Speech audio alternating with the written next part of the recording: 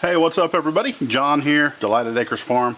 Today is going to be a hot one. It was 102, 103 yesterday, about 100 the day before, and I think today it's going to be about 100, 101. I'm not exactly sure. We have a cool down coming. It's supposed to be in the 90s. So, yeah, coming up, being in the 90s. It's a cool down. So, there you go. That's good. But it being so hot, water is super important, just in case you didn't know. If you don't have animals, I'm sure you probably could figure it out anyway, but if you got animals, you know water is super important. And so over the last few years, I have made, I don't know, I think I've made 3 of the 5-gallon bucket waterers, where you drill a hole, you screw a little thing in, and it's a little nipple, and the chickens peck on it, and water comes out and stuff. And I like that in theory, and in practice it's usually pretty good, but when it starts to leak, I have not found a good way to remedy the leak other than getting new nipples to replace what is already in there. And if it is around the outside, around the threads where it's screwed in, really, I even tried, I tried the plumber's tape, not plumber's tape, whatever it is, the stuff that goes around the thread to screw into the hole. I've tried that and it still continues to leak. But if it's the little nipple and it's got a little rubber gasket on the end keeping the thing, so the water pressure pushes it into the hole, and that little rubber gasket's supposed to stop it up. The water pressure helps stop that up. When that starts to go bad, you have to replace the nipple. But I'm going to start looking for a nipple that has a piece on the back side that maybe tightens it up. If there is one of those, I think that would be easier. Well, maybe not easier, but I think long lasting compared to what I've got. Right now I have a problem with flock number 2 because the 5-gallon waterer that I have for flock number 2, it leaks, and it has only been leaking here in the last week. And I looked out just now and the waterer was laying over on the ground. There was 5 gallons of water in there 2 days ago, and 2 days ago it was laying on the ground. Then there was no water in it. And right now it's laying on the ground. I guarantee there's no water in it. And part of the problem is it's leaking out 5 gallons of water, and it shouldn't be. So I got to go out here. First of all, I got to look through the waterers that we do have, and I got to grab one at least for a temporary fix to take out there that I know is not going to come apart, or it's not going to leak or anything like that, so they can have some water. Because when it's 100 degrees, I don't care what kind of animal you got, they need water. And I know that I need water, you need water, chickens need water, and so I need to go take care of that. Also, we got a breeze blowing today, which is good because that helps when you get hot, you get in the shade and the breeze is blowing. It's better than having it still. And it's not like heavy wind, which we a lot of times have in the summertime here in Oklahoma. It's just a nice breeze. It's one of those that if you're like hot and sweaty out in the sun working and stuff, and you sit in the shade and the wind's blowing, it's that nice kind of breeze for now until it gets hot. Because when it gets hot, there's really no relief, even with the wind blowing, because it's like you're inside of a convection oven and the air just circulates hot, hot, hot. All you can do is go inside with the air conditioner. So anyhow, right now it is way too close to midday, way too close to noon. I should have been out here much earlier, but we're dealing with a sick dog. So y'all pray for Bear. Bear's been sick for a couple days. He has not eaten really anything of substance for 48 hours. A couple days ago he was, since this is Saturday, so Thursday all day from early in the morning until we went to bed, I think he probably threw up about 8 times. I think that's about it. I think that's right, about 8 times or so. And we went to bed, and it was about 11:30 or so, and he got sick. And so I wound up sleeping on the couch, or trying to sleep on the couch, with him in the living room, but he was so restless. He would get up, he would move, 10, 15 seconds he would get up, move. He just couldn't stay still, and he was just miserable. Kelly took him to the vet yesterday on Friday, and they did some stuff, and they gave him some stuff to eat, some soft food, some medicine to take, and some powder to put on the food. And he's eaten about, in the last 24 hours, he may have had a tablespoon or so of food. And so we're concerned just because he's not eating. I think part of it is there's a powder to put on the food, and I don't think he likes the powder. There's a stuff in a syringe that you have to put down into his mouth, down his throat, so he'd swallow it, and he hates that. And so he'll drink water. He drinks a lot of water, but he's not eating. So y'all pray for Bear. But right now I got to find one of our waterers that's going to work for the chickens, and then I'll figure out something going forward for them.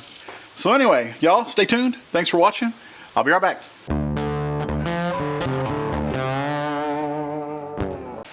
I was looking for a particular waterer that we had in the shop, and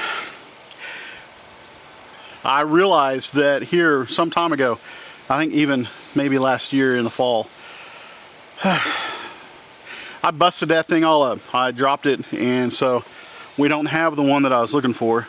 I may just wind up going to town here in just a little bit and actually getting a new waterer. All right, so let's take a look real quick here. You notice, so the waterer is just laying over. It's supposed to be standing up on those pavers. So anyway, I know y'all are wanting some water, aren't you? What's going on, Rusty? Girls, what do y'all think?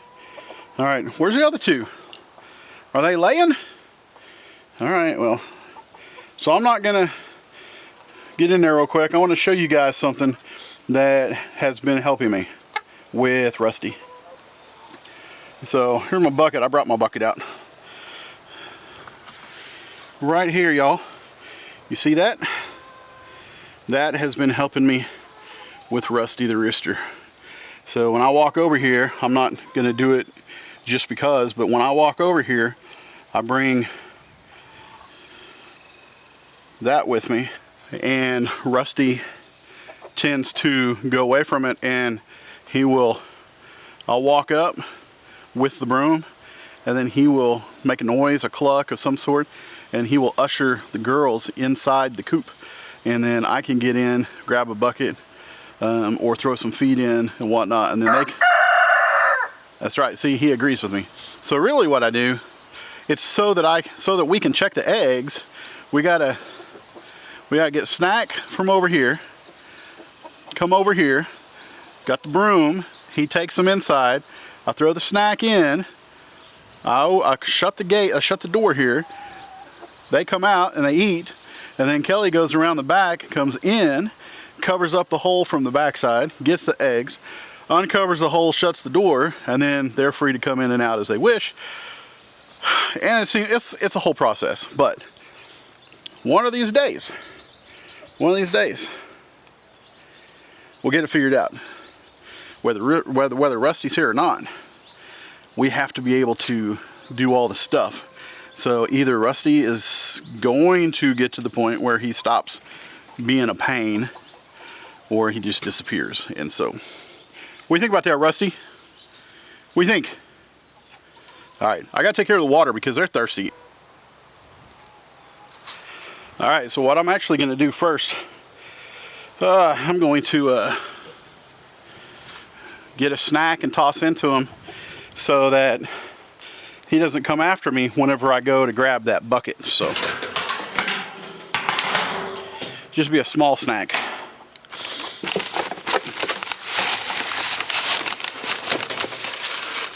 Usually I get a big scoop of multiple things of scratch and other stuff, but right now, hey, back up. here you go. Have that. All right. Oh. Well, there's one. One girl came out. Okay.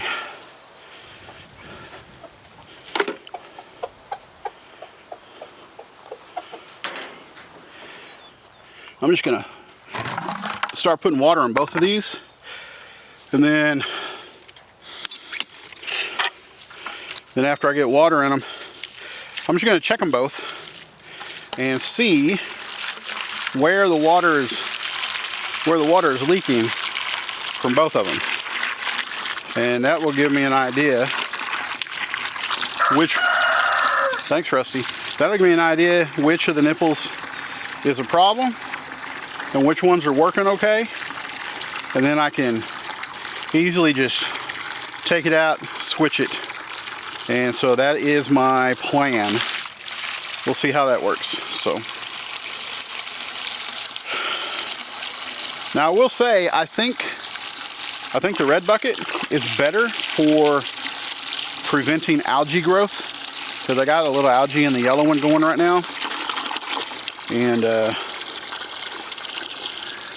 for the girls over here in flock number 1, they have a red bucket, and I don't think they have any algae going. So, and they were both cleaned on the same day. All right, so what are y'all seeing here? Okay, well, I can see from here, which I don't think you can see, but the nipple right there basically is just running water out of the yellow bucket. Back up. You don't need to be that close if you can't see it. Oh.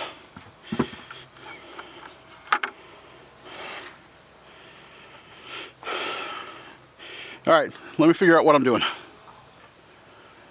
Okay, so I have a plan.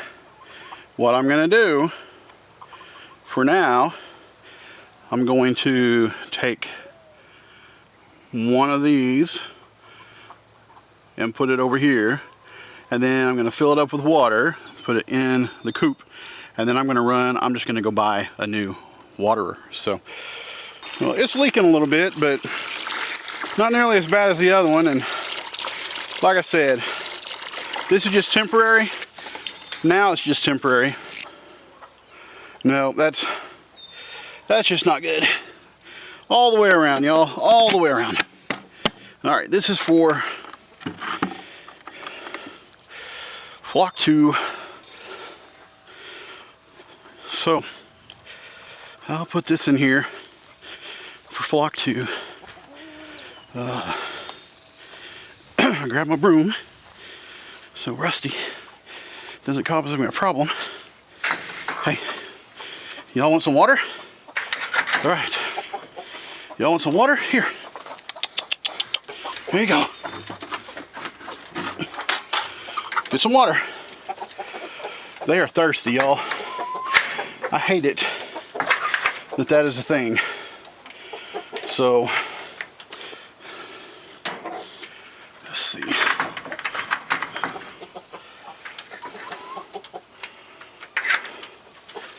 All right. Y'all take it easy, okay? Drink some water. Drink some water.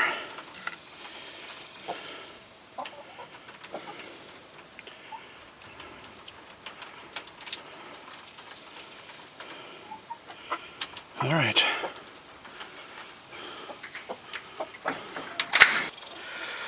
Okay, so at least they are getting some water. Like I said, it's getting hot. It's getting close to 100. It's in the 90s. I don't know exactly what it is, but I hate it. I hate whenever we get to the point that I have missed a day of taking care of things and then they're out of water whenever, especially when it's hot. Especially when it's hot. And the number one killer when you're taking care of animals or not taking care of them is the lack of water. and I don't want to be the guy that does that. So all on me, full disclosure. So it's my responsibility, and I didn't do it. And so anyway, so like I said, I'm gonna run. I'm gonna go to the store, go to Kingfisher, go to Atwood's, which is our local farm and ranch store, and look to see what they got and grab something, bring it back, and replace this with something that I can rely on. Like I said, I like the idea of doing it myself, but for right now, I just need something different. Y'all, sometimes it's a little overwhelming whenever, and I know we don't have a ton of animals. We have 2 flocks of chickens, and there's not a ton to do, but there are days, like the last couple days dealing with bear, that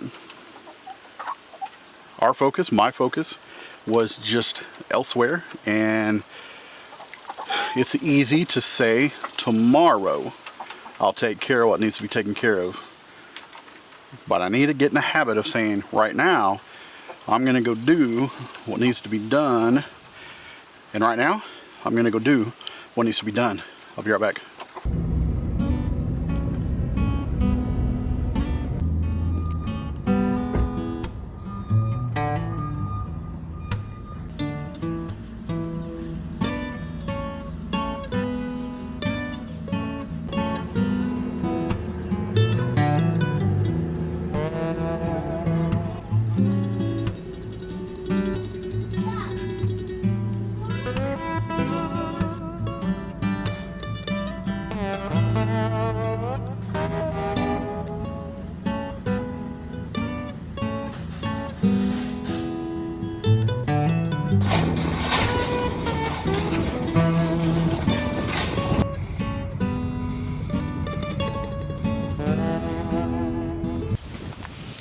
Alright, so y'all, I got my stuff. Well, I got my stuff. Went to Atwood's, and I wound up getting some stuff for the chicken coop, bedding and nesting pads. But I also went with the 5-gallon double wall fount galvanized waterer. So this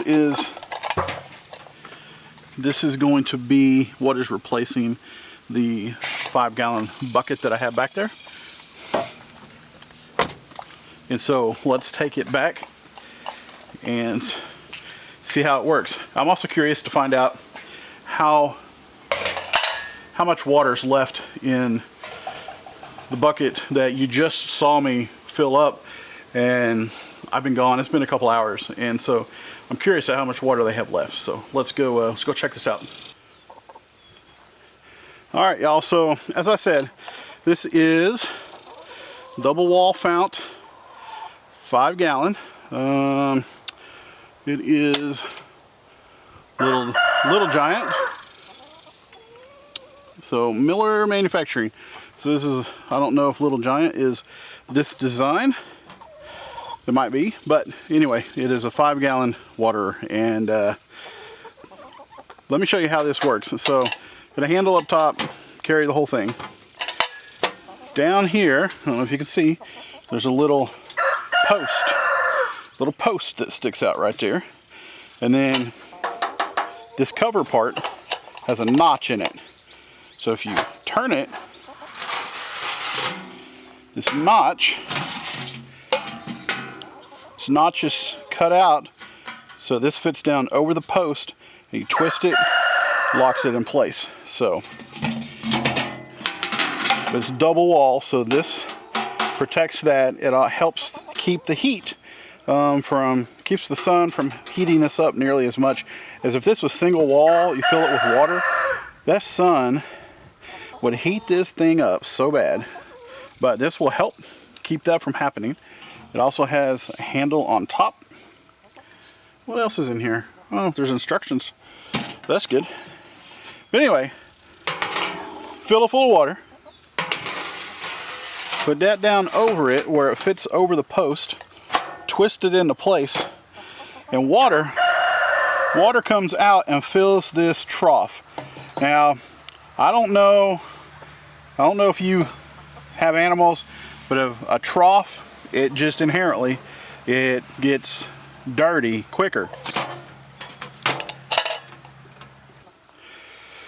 But it's a trade-off sometimes because this is easier and I don't have to worry about the nipples. And so, plus it's going to be elevated a little bit so that it's not getting nearly as dirty as you might think. We've had trough waterers before, but they were a lot closer down to the dirt, and so scratching and all that stuff would get up in there. And you know, it's going to happen. That's just kind of the thing. That's what water's for. We'll wash it out. But it's going to be nice, hopefully, to be able to just fill it full of water. Now I want to show you actually how it works on the inside, because if there's a hole in that and it's an open hole until we put that on, what happens to all the water? Is the water going to run out that open hole? Well, on the side here, see, it's got this little piece, and whenever you put the lid down over the top, it pushes this piece in. See how it sticks out? That'll get pushed in. And inside here, way up, I don't know if y'all can see it. See that black piece? See it get pushed in? So when the lid comes down, pushes on that lid, on that little piece there, there's a rubber gasket, keeps the water from flowing out. Fill it full of water, put the lid on it, it pushes in so the water can come out. So that's how the water works. Otherwise, there would have to be some other stop system to be able to keep that working like it's supposed to and keep water. So this is really easy, because there are some of the bigger ones, the bigger plastic ones. There's a plug you have to put in, take out, attached to the top, so it's where it needs to be for next time. Well, this doesn't have anything that you have to take on and off that you would lose. So I'd be afraid on the other one, the plug, that I might lose that plug whenever it's not in use. And maybe not. It may not be an issue, and I know a lot of people used those types of plastic waterers, but like I said, I like this one because it's all built in together. That piece right there will get pushed in, and that will allow the water to start flowing. Otherwise, the water will stay where it's supposed to, when it's supposed to. So let's take a look at getting this thing filled up and get it replaced in there for what's in there. So if you follow me on that. So, all right, here we go. Also, I forgot to show you. See if I can see this. See if you can see this. See that small hole right there? A small hole right here. That is where the water comes out so that it can flow. Okay, so I'm going to put this down here. Take the lid off. Get my water running. Water running. So I'm going to let this run. Last time I had water, when I was filling this up earlier, I just ran it so it could fill up, just to check if it was leaking. But I don't want to put hot water in it, and if you've ever drank out of a hose in the summertime, you know you got to let this run until it's cold. Otherwise, it's nasty. I'm going to tell you guys a story here in just a little bit about running water out of a hot hose and how embarrassing that can be. So, my battery ran out. I forgot to tell you guys the story about a water hose with hot water. So I'm going to tell you guys a story real quick, and it is actually inserted here somewhere in the middle of the video. So let me start over. So in 1991, I graduated high school, and that summer, at the end of the summer, I started working on the pipeline. And here in Oklahoma, about 10, 12 miles away or so from where I live. And we were working, so our rival high school is Lomega High School, and it's out in the country, and it is a ways away. Well, this particular job that I was on, we were half a mile west of Lomega High School. We were like out in the middle of a farm section, and so we were out there one morning, and somebody had not filled up the water jug, and so I was out there, and the guy that was in charge said, "Hey, do one of you guys know if there's a store around here?" And so I said, "Yeah, there's a store in town." And so I ran. He said, "You take the truck, take the cooler and everything, go get some ice and some water and fill it up." And so I went into town, the little bitty town out there, and I got ice. Well, just so happened their water wasn't working, so I wasn't able to get water. And I was like, well, where am I going to get water? Because this is such a rural area. And I was like, I don't know anybody out here. I don't know where anybody lives. Wait a minute, I do know where somebody lives. So out by the high school, there's a row of houses, and at the end of that row of houses is where the ag teacher lived, him and his family. Well, his son had come to our school and played baseball with us because they didn't have baseball. And so he came, and then his cousin, actually, I graduated with. And so I knew him. I'd just never been to his house, but I knew where he lived. So I thought, well, I'm just going to stop at their house. I'm going to ask if I can use their water and fill up our jug. Okay. Well, I drove all the way out to their house, and when I pulled up, I could see our guys way out in the field a half mile away where they were working, where I was going to. And so I was like, cool. Anyway, I pulled up. There's no vehicle in the driveway. So I went and knocked on the door. And I waited. I knocked a few times. Nobody came to the door. I was like, well, I'm going to just make the decision. I'm going to use their water hose, and I'm going to fill up the jug that's already got ice in it. And so, but I'm an anxious person, and I thought, I want to get this done before somebody comes home, so I don't have to explain everything, why I'm using their water. It wouldn't have been a big deal, but in my mind, I was trespassing, and I was stealing their water and using it without permission and all the stuff. And I was like, I need to get this done so I can go. And so I filled it up. I put the lid back on the truck. And then I went a mile down, and then half a mile back and down the right of way. So I was half a mile. Now I'm back out in the field, and I'm looking back half a mile, and there's the house that I just got the water from. Got it? Okay. So the guys are like, what took you so long? I said, well, I had a hard time finding water. And so they said, all right, well, good, you're back. And here I am. I just graduated high school. I haven't even turned, don't tell anybody, but I hadn't even turned 18 yet. That's a whole other story. It was almost my birthday, but so we're out there, and they start getting some water, start taking a drink and whatnot. And somebody said, man, where did you get this water? And I pointed and I said, that house right there on the end, right there, that's where I got it. And they're like, okay, why does it taste so funny? And more of them started drinking, and I took a drink, and oh man, it tasted so bad. It was nice and cold and wet, but it tasted horrible. Well,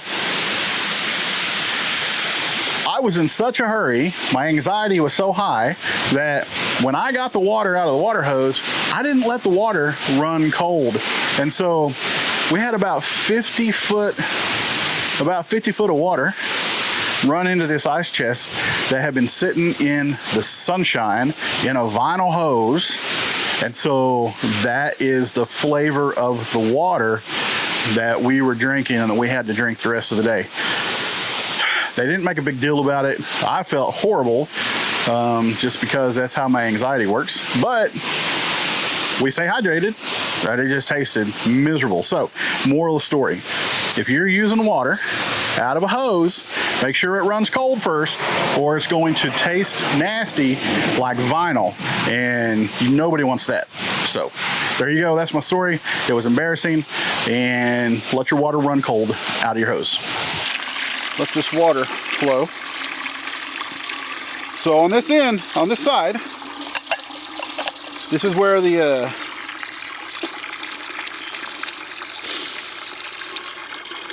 part that gets pushed in. So the water is coming out just a little bit, but it is plenty good. It's not supposed to maybe can keep it completely from coming out, but let me get this water off.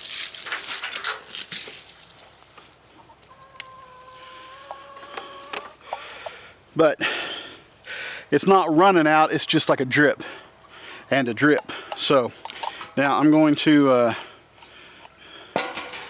put this on here. Where's my... Ooh, that flew, didn't it? Where's my post? All right, well, that's got to be pretty close.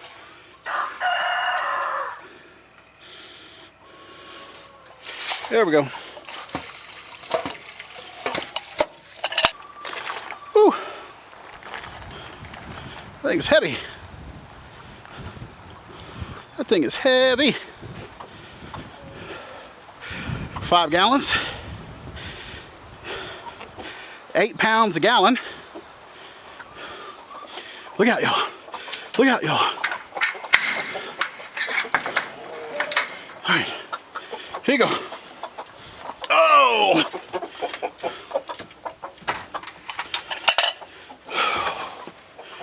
Okay. All right, back to what I was saying. 5 gallons, 8 pounds a gallon. What's the math on that? 40? 40 pounds, y'all. All right, check it out, y'all. Get you guys a new water system. Check it out. What do you think? Go on, drink out of it. There you go. There you go. Good girls. What do you think, Rusty? Take a look at it. Take a look at it. Go on now. Well, you're probably not thirsty because your other jug here had plenty of water in it, and you guys got your thirst quenched while I was gone. But anyway, all right, you guys, well, that's going to be the end of this. You saw I got the water taken care of, and my battery is almost dead. So I'm gonna let you guys go. Thank you all so much for watching. I really appreciate it. Y'all, I hit 1,000 subs thanks to you, and I'm gonna do a video very soon talking about it. So anyway, you guys, I'm not gonna get the other stuff done. It's hot, and I'm not gonna worry about changing my battery out. This is just gonna be it. It's all gonna be about just taking care of the water. So you guys have a great rest of your day, whatever day it is you're watching this. I'll see you on the next video.